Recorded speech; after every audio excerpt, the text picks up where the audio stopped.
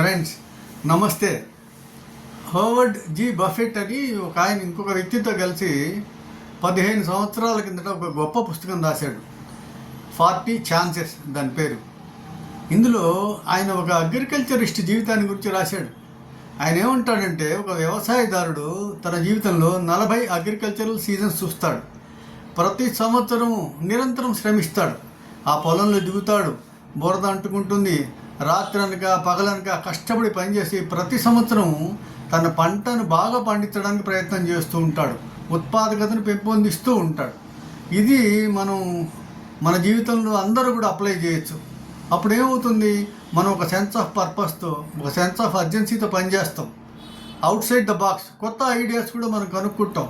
ఎందుకంటే real life situations ఎలా మనం సాల్వ్ చేయాలని కొత్త సొల్యూషన్స్ కూడా మనం కనిపెడతాం. తద్వారా అప్పుడు మన ఔన్నత్యం పెరుగుతుంది, మన కంట్రిబ్యూషన్ సమాజానికి పెరుగుతుంది, మనకు కూడా ఆనందం కలుగుతుంది. ఒక సెల్ఫ్ యాక్చువలైజేషన్ మనకు ఎక్కువగా ఉంటుందన్నమాట. సో ఇది ఆయన చెప్పింది. ఈ సూత్రాన్ని పాటించామంటే మనం ఎంతైనా ఎదగచ్చు జీవితంలో. ఇది ఆయన సందేశం మనకు. Thank you.